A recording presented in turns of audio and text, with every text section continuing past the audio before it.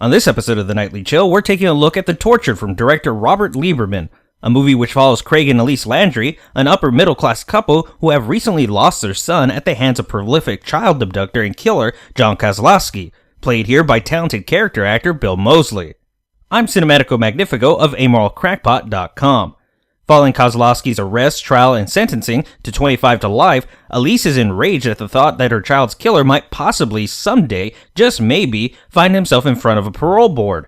Despite some initial hesitation, Craig agrees to his wife's surprisingly drastic dismissal of the justice system and her demand for blood, and the two go about kidnapping Kozlowski so as to torture him to their heart's content before they give him the sweet release of death.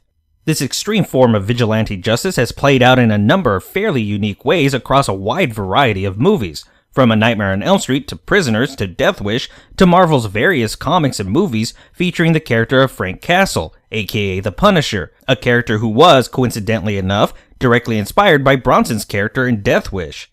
But despite their differences, the one thing that unites the parents in these films is their sympathetic though wholly unlawful approach to dealing with the ones responsible for their children's deaths. Fred Krueger evades justice due to a technicality. Bronson's Paul Kersey and Marvel's Frank Castle are both left to personally punish the criminals the law failed to apprehend. There's a twisted Wild West-styled sense of justice to their actions. But unlike those and other characters, the Landrys are completely in the wrong here.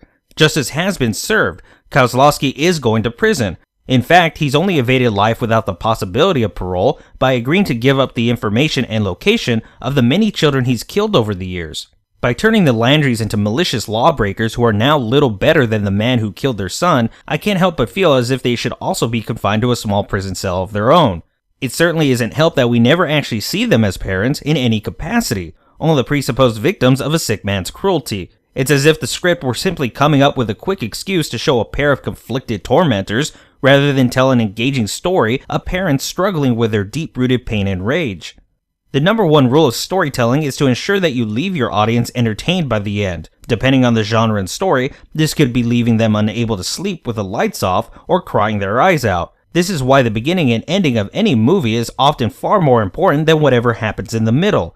A strong opening is what determines whether or not the audience will even bother to stick around, and the final moments have the power to validate or completely tarnish everything that's happened in the preceding 2 hours. The Tortured fails on both ends with an overtly complicated setup that drags out the first act, and a final act that is sure to leave just about anyone who watches this movie one brief moment away from throwing the remote straight at the screen. Wasted premise and questionable character work aside, the film suffers even more from Jesse Metcalf's cringeworthy overacting that results in the already bad expository dialogue being delivered with all the subtlety and emotion of a first-year acting student.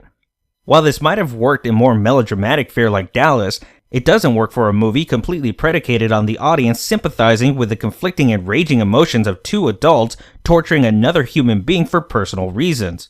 When Metcalf's performance is more akin to that of a cartoonish supervillain suffering for split personalities, it doesn't demand sympathy but disgust. And when I'm constantly sympathizing with the sadistic child murderer and not the parents, something has gone horribly wrong.